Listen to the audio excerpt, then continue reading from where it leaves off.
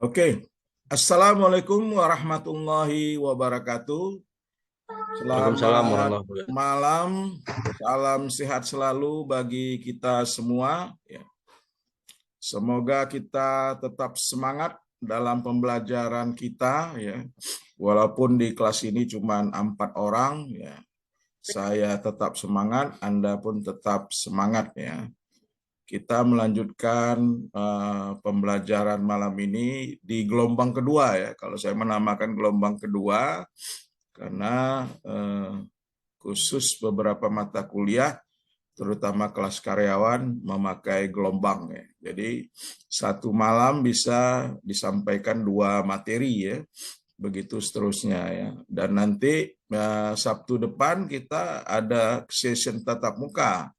Jadi nanti kita tatap muka di Ayahanda kali ya, di gedung Ayahanda untuk satu malam. Setelah itu kita akan kembali dengan online sampai akhir daripada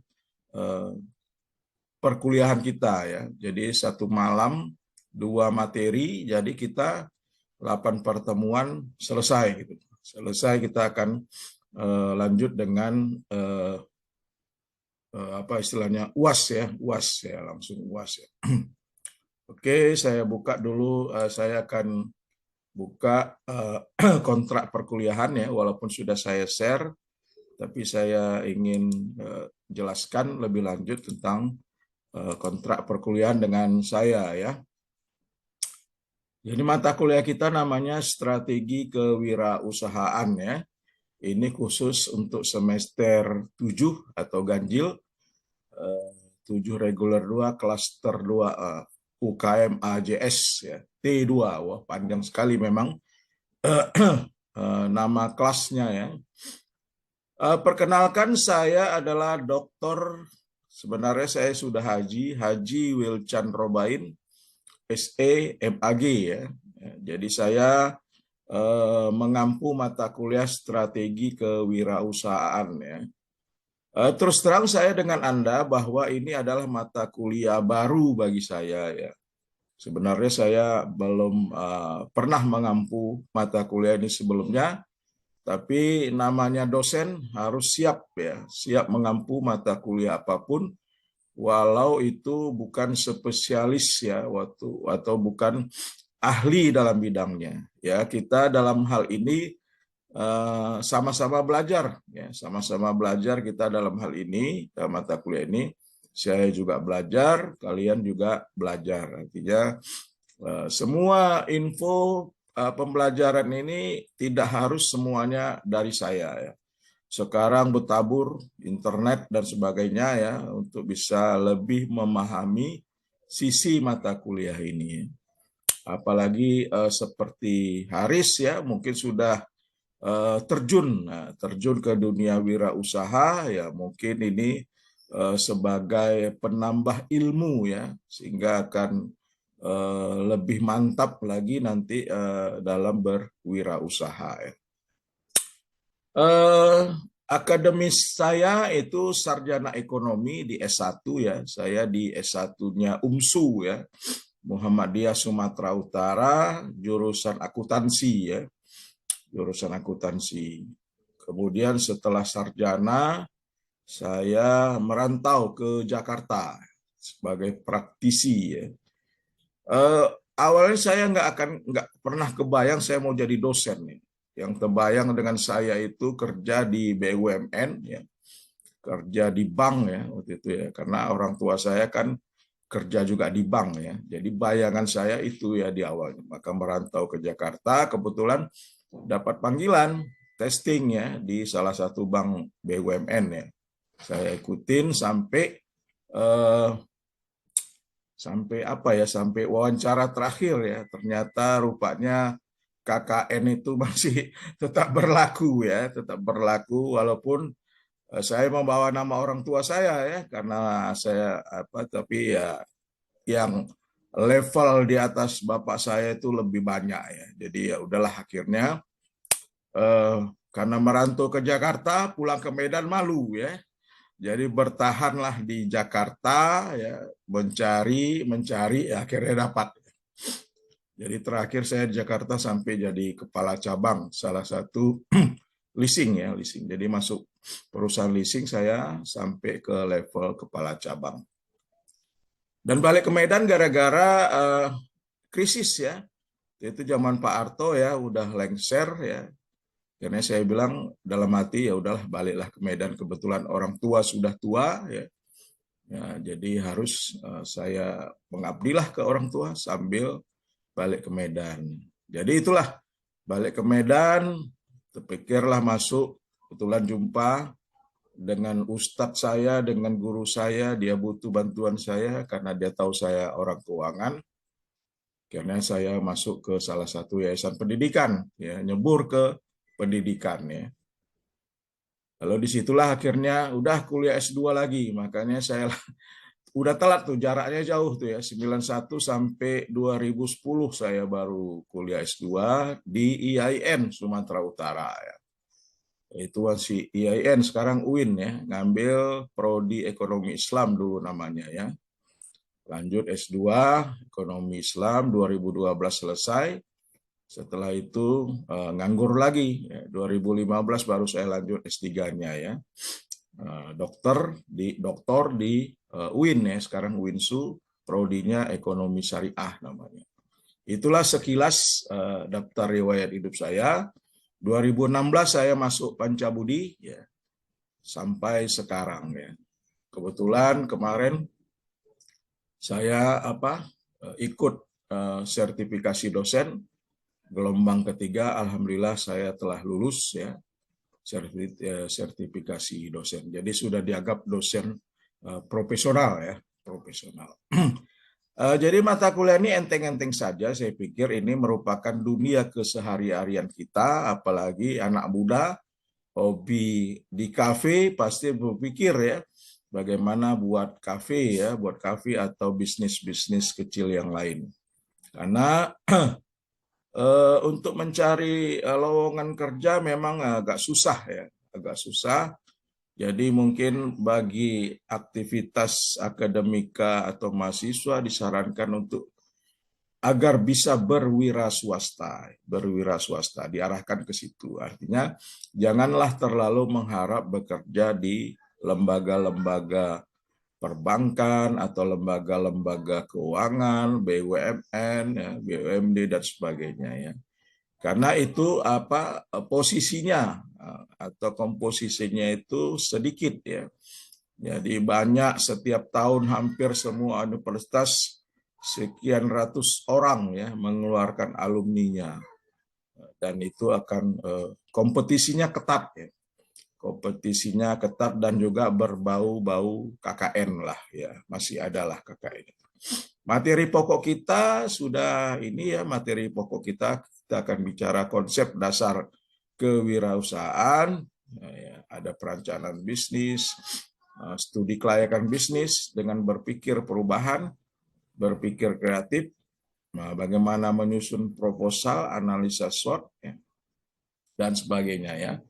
Nah, ini materi yang akan saya berikan ya.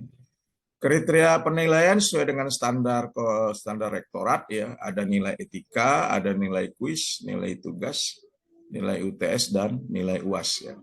Nah, perlu saya jelaskan di sini bahwa kalau mendapat nilai A dengan saya sangatlah gampang dan mudah ya. Jadi dengan saya itu tidak susah mendapatkan nilai A. Ya. Artinya kalau kita malas-malasan misalnya, kadang-kadang kan mahasiswa ini udahlah ikut di UTS saja, ikut UAS saja ya. 30-40 kalau benar semua soalnya atau jawabannya baru 70%. Ya. Baru 70%. Belum dapat A itu, B itu ya. Jadi kalau mau dapat nilai A, selalulah hadir di pembelajaran kita walaupun online ya. Lalu nanti ada saya berikan kuis ya, cuman paling banyak 5 pertanyaan. Nanti silakan, nanti saya akan kasihkan soal kuisnya, nanti by email aja dengan saya. Silakan di email jawabannya ya. Itu udah 10, etika kalau selalu hadir 10%, kuis dikerjakan 10% kalau benar ya. Udah berapa itu? Udah 90 ya, udah dapat nilai A ya. Jadi paling gampang dengan saya untuk mendapat nilai A asal kehadiran, tugas ya. Nanti saya akan kasih juga lah tugas makalah ya. Sudah saya berikan ke si A si B-nya judulnya apa ya, buatlah makalah yang apalagi kalian sudah semester 7 ya, sudah paham lah bagaimana cara membuat makalah. Jadi dengan saya tidak ada harus apa gitu ya, yang penting tugas dan apa dikerjakan. Itu saja mungkin pengantar dari saya. Kita lanjutlah ke pembelajaran materi ya. Kita materi tadi adalah bagaimana cara kita menghadapi mata kuliah ini. Oke, kita buka materi 1 ya, materi 1. Ini saya sudah memperkenalkan diri tadi ya. Ini sudah pemaparan kontrak perkuliahan ini juga sudah. Kita masuk ke konsep dasar kewirausahaan ya. Bagaimana sikap pribadi wirausaha? Bagaimana sikap pribadi wirausaha? Ini saya mencomot-comot aja ya, Haris dan kawan-kawan ya. Nah, artinya makanya saya bilang kita sama-sama belajar ya. Jadi ini saya dapat di beberapa internet, yang inilah saya berikan kepada Anda sekalian ya. Ada definisi kewirausahaan ya. Jadi secara umum, para wirausaha adalah orang-orang yang mempunyai kemampuan ya, melihat, menilai kesempatan-kesempatan bisnis ya. Punya peluang-peluang bisnis, ya, mengumpulkan sumber-sumber daya yang dibutuhkan, sumber daya SDM ya, manusianya, pekerjanya, kemudian materinya ya, sumber daya juga, dan juga modal ya, materi modal ya, dan juga waktu ya, itu harus dikumpulkan agar apa, kita mempunyai kans untuk mengambil keuntungan dan bagaimana supaya usaha kita sukses ya. Dalam konteks manajemen, ya, seseorang yang memiliki kemampuan dalam penggunaan sumber daya seperti finansial ya, keuangan, bahan mentah, produksi kita, material, tenaga kerja ya, untuk menghasilkan suatu produk baru, bisnis baru, proses produksi atau pengembangan organisasi usaha. Ini secara definisi secara umum dan dalam konteks manajemen. Karena kita di prodi manajemen tentunya kita juga berbicara bagaimana di konteks manajemen agar usaha kita bisa terstruktur ya. Terstruktur sesuai dengan prinsip manajemen ya. Ada planningnya, ada organisasinya, ada actuatingnya, ada kontrolnya. Jadi prinsip manajemen itu selalu kita pakai di dalam bisnis kita ya. Di dalam wirausaha yang penting adalah kreatif ya, kreatif dan inovatif ya. Jadi harus mencari peluang-peluang atau kreativitas bagaimana usaha kita ini bisa menarik ya, bisa menarik untuk dijalankan ya. Ini nggak usah ya, sudah secara. Kemudian ada ini bisnis ya. Ini singkatan yang bisa bermacam-macam sebenarnya yang bisa kita artikan ya. Pertama, bisnis artinya bisnis itu harus berbasis ilmu ya. Kalau berbasis ilmu, mudah-mudahan bisnis itu awet ya, bisa berjangka panjang. Karena kita memasukkan unsur-unsur ilmu yang kita pelajari di dalam bisnis itu. Lalu dia harus inovatif, punya kreasi-kreasi ya, inovasi-inovasi baru ya, cara pelayanan pelanggan yang baru misalnya ya, harus punya bagaimana bisnis kita bisa menarik dan sebagainya. Lalu ya harus punya strategi bagaimana bisnis ini akan berjangka panjang. Strategi itu bagaimana kita memformulasikannya, bagaimana kita mengimplementasikannya, dan evaluasi. Jadi ada dalam strategi ada dikenal 3 tahapan. Kemudian harus punya niat yang kuat.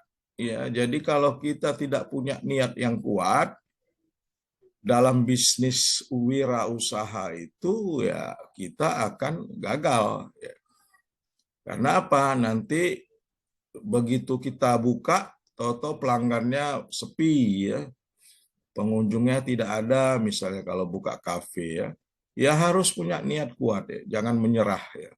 Namanya memperkenalkan produk baru ya, bisnis baru ya, tentunya harus berani rugi dulu di depannya. Sambil berusaha berdoa, mencari inovasi dan sebagainya. Kemudian zaman digitalisasi sekarang harus ada informasi dan teknologi. Medsos ya, medsos sangat berperan, kita harus share bisnis kita di medsos ya, agar lebih cepat dikenal. Kadang memviral-viralkan ini juga menguntungkan ya. Ada di dekat tempat saya ini viral ya, karena durian murah 15.000 dapat pulut, dapat 10 butir durian. Viral, rame mula-mula. Ngantri, tapi belakangan saya lihat sudah mulai sepi karena sudah mulai banyak saingan ya, banyak saingan. Tapi ya tidak harus menyerah, tetap harus jualan juga ya. Kemudian harus berbisnis itu harus supel. Ya. Punya pelayanan ya, pelayanan yang yang baik ya. Jadi harus supel ya dan sebagainya. Kemudian pertanyaannya, apa yang akan dilakukan setelah mempelajari mata kuliah strategi kewirausahaan? Ya. Pertama apakah kita harus mencari pekerjaan atau jadi pegawai? Atau menjadi wirausahaan murni, atau bisa juga menjadi karyawan sambil berwirausaha ya, sambil berwirausaha ya. Jadi setelah kita mempelajari mata kuliah ini tergantung keinginan kita, apakah kita mau menjadi pegawai, berwirausaha, atau ya kita padukan ya antara jadi karyawan juga jadi wirausaha. Ya. Kemudian ya kita dalam mata kuliah strategi kewirausahaan ini sebenarnya ya fakultas atau universitas itu ya sesuai dengan mandat daripada undang-undang pendidikan ya mengharuskan mahasiswa itu harus bisa mengenal dengan wirausaha ya. Alasannya apa? Karena lowongan kerja itu sangat sangat kompetitif ya. Artinya peluangnya itu sedikit ya. Jadi disarankan kepada kita untuk bisa mencari usaha sendiri ya, membuat usaha sendiri. Rasanya memang kalau saya bilang berwirausaha sendiri itu enak. Artinya kita tidak diperintah ya. Kita tidak diperintah orang, dimarahin bos, ya dicemberutin bos kalau kita terlambat ya. Jadi enak sebenarnya kalau kita bisa usaha sendiri ya. Artinya kita lebih mandiri ya, tidak tergantung kepada orang lain ya. Jadi kalau kita kerja jadi pegawai, terlambat kita dicemberutin, nanti honornya atau gajinya dipotong kalau terlambat, belum lagi kalau kita punya kesalahan dalam bekerja. Jadi kalau kita berwirausaha ini bebas gitu, kita yang menentukan step-step kerjaan kita yang menentukan. Bagaimana sikap dan kepribadian wirausaha? Ya. Seorang wirausaha tadi sebelumnya harus inovator pasti ya, kreatif. Ya. Maka ini disebut entrepreneurial action ya. Entrepreneurial action itu apa ciri-cirinya? Ya, pertama harus bisa menghitung risiko setiap investasi yang kita tanamkan. Ya. Jadi namanya usaha sendiri, ya kita harus menghitung risiko-risiko yang akan kita hadapi. Risiko masih belum ada pelanggan, ya. Risiko bagaimana mencari pelanggan, belum lagi nanti modalnya bahan bakunya naik dan sebagainya ya. Jadi itu sangat harus kita perhitungkan. Jadi usaha itu kemudian harus mandiri, kemudian ada kreasi menciptakan sesuatu yang berbeda dengan yang lainnya. Jadi kalau berbeda kan pasti akan dicari. Kemudian selalu mencari peluang, peluang apa yang terbaik ya. Kemudian bisnis itu harus berjangka panjang, ya, bermasa depan yang baik ya. Jadi inilah nilai-nilai kepribadian bagi seorang wirausaha yang harus ditanamkan kepada kita ya kalau ingin menjadi wirausaha. Wataknya harus percaya diri ya. Harus percaya diri, berorientasi tugas. Jadi mempunyai rasanya bertugas dengan mendapatkan hasil. Apa hasilnya kira-kira? Ya hasilnya tentu prestasi, ya, laba, ya, kerja keras, inisiatif dan inovatif. Jangan mudah menyerah, ya, jangan mudah menyerah. Kemudian harus bisa mengambil risiko, ya, risiko. Jadi risiko itu tidak bisa kita hindari, pasti akan kita alami dan kita pasti akan kita alami. Dimanapun kondisinya, risiko itu pasti kita alami. Cuman bagaimana kita meminimalkan risiko, ya.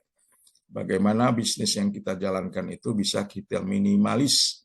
Makanya kita harus betul-betul menghitung risiko-risiko yang akan kita hadapi. Lalu harus punya kepemimpinan atau leadership yang kuat, ya. Mudah menerima saran baik dari anak buah, dari staf pegawai kita ya, demi kebaikan untuk masa depan kita. Orisinil ya, ciptaan kita kalau bisa orisinil, jangan KW ya, betul-betul ciptaan kita ya. Dan kalau memang betul ciptaan kita bisa kita daftarkan sehingga kita mendapat hak HKI ya, hak intelektual ya. Jadi itu tidak bisa kalau ada orang yang mau kepingin meniru ya akan kena dengan undang-undang hak cipta. Harus punya orientasi masa depan. Kemudian tentunya di dalam berwirausaha harus kita mempunyai keberhasilan dan kegagalan. Harus kita, kalau keberhasilan ya senang kita. Tapi kalau punya kegagalan kita jangan putus asa.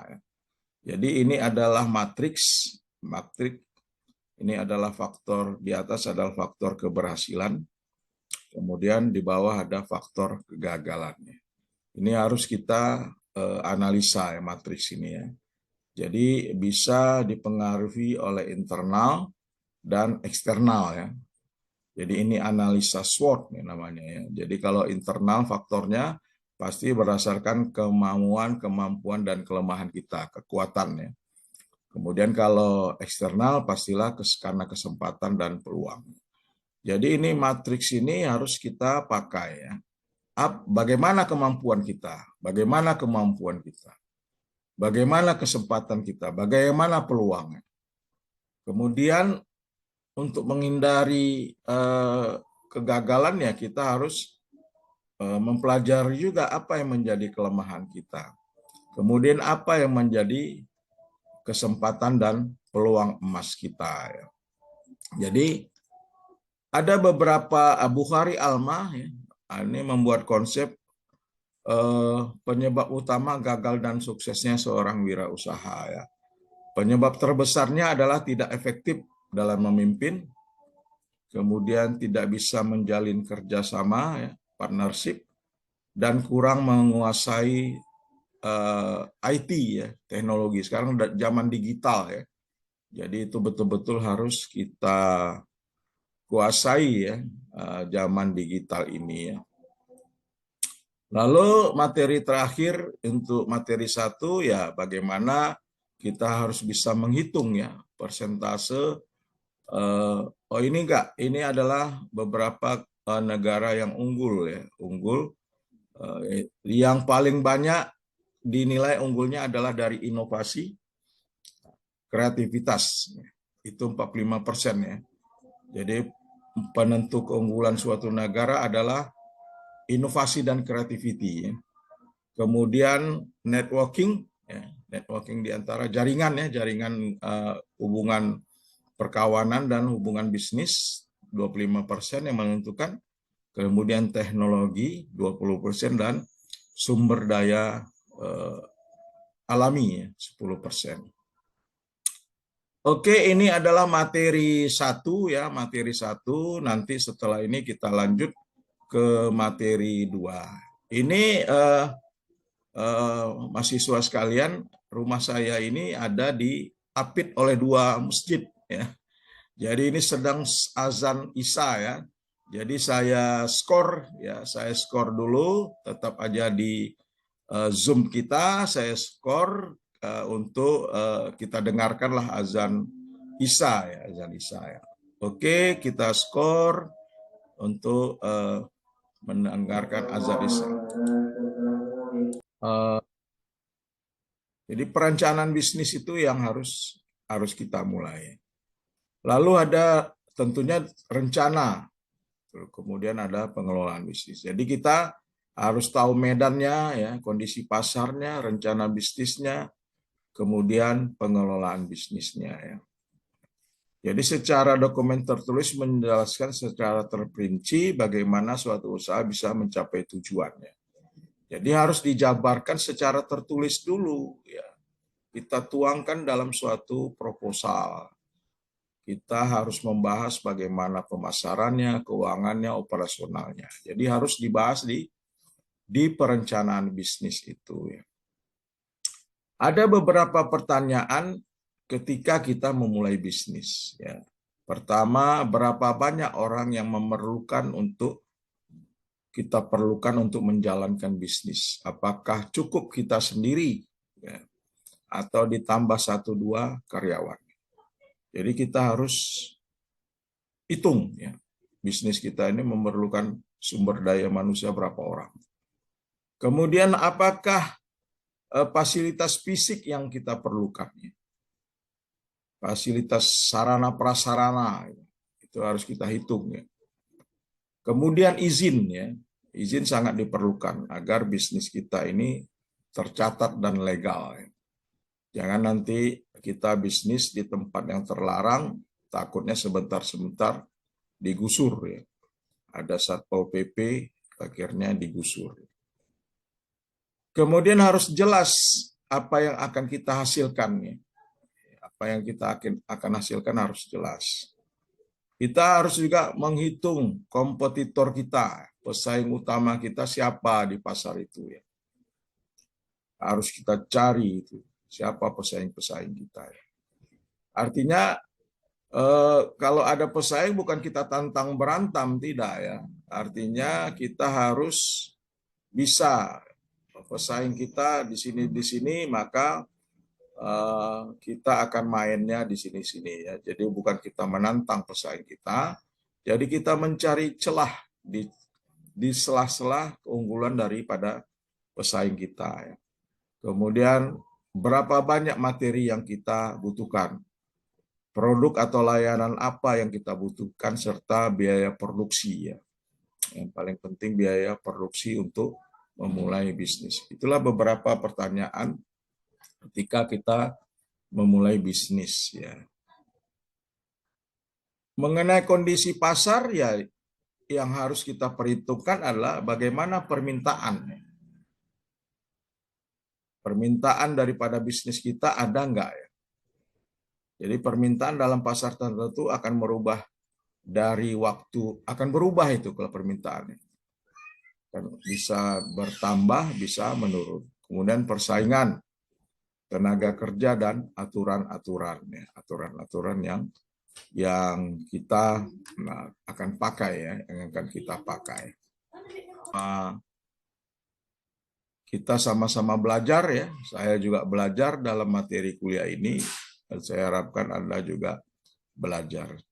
Mungkin ini aja dua materi yang saya sampaikan. Selanjutnya kita buka session tanya jawab ya. Sesi tanya jawab, silakan Anda bertanya apa yang belum jelas ya, dari kedua materi ini, atau bisa juga di luar materi yang lain ya. Jadi bisa saja. Tapi ya saya mohon maaf, kalau saya bisa jawab, saya jawab. Kalau enggak ya saya mohon maaf, saya akan cari referensi nanti. Minggu depan kita jumpa di pertemuan tatap muka. Ini Lina Tengkutam, Rosmalina ya maksudnya ya. Suaranya Bu Lina apa Iya, suaranya iya, oh, maaf ya. Mm. Lina ini juga apa wirausaha juga apa sudah memulai wirausaha atau Sudah berwirausaha jalan 25 tahun, Pak. Alhamdulillah. Alhamdulillah udah ini Aris bisa belajar nih dengan Lina ini. Apa tuh Bu kalau boleh cerita? Salon kecantikan, Pak. Oh iya iya iya. Di mana itu Bu? Di Jalan Setiabudi, Pak. Oh iya iya iya. Aha. Apa Jadi namanya? Setiabudi Salon, Pak. Oh iya iya iya iya. Aha. Salon syariah atau salon umum, Bu? Salon umum, Pak. Umum ya. Iya. Oh, jauh pula ya istri saya kalau udah agak memutih rambutnya suka ke salon itu. Oh iya, Pak. Hampir sekali-sekali, Pak. Banyak. Apa istilahnya Maya Muslimah kalau istilah saya. Oh iya, kalau kita untuk umum, Pak, ya kan? Untuk umum ya. Jadi istri saya di Maya Muslimah kebetulan udah mulai banyak dia buka cabang itu ya. Oh, alhamdulillah ya. Kalau Jody, silakan Jody. Apa wirausahanya apa? Saya jual sepatu, Pak. Jual sepatu. Di Ya, mana itu Jody? di Jalan HM Joni, Pak. M Joni. Dekat berarti ya. Apa namanya? Saya kan di Jalan Puri ini rumahnya. Masuk perumahan sih, Pak. Dia di rumah sih, jual online gitu, Oh, Pak. online. Di Oh, Instagram. bisnis online ya Jody. Ya, bener, Pak. Oh iyalah. Jadi alhamdulillah sebenarnya saya tidak perlu mengajarkan ilmu ini ke Anda ya. Karena secara tak langsung Anda sudah menjalankan semua ya. Abiu, ini Abiu nggak terbuka ini apanya ini. Kameranya Abiu. Oke Abiu. Ya Pak, Abiu wirausaha apa Abiu? saya tidak berwirausaha Pak. Masih Oh, mau apa aja nyari ilmu aja Pak. Saya cari lagi ilmu ya. iya Pak. Jadi Lagi kerja Pak. Jadi masuk konsentrasi UMKM ini bukan terpaksa ya atau memang apa ya? Tidak Pak. Apa ini niatnya maka Anda masuk jurusan atau memilih konsentrasi UMKM? Niatnya ya itu tadi Pak. Setelah lulus kuliah ini mau berwirausaha Pak. Oh iya. Karena sekarang sekalian kerja gitu Pak. Jadi Kerja di mana Abiu sekarang? di PT Permata Hijau Group Pak. Apa itu? Perusahaan apa? Gawan. Hah?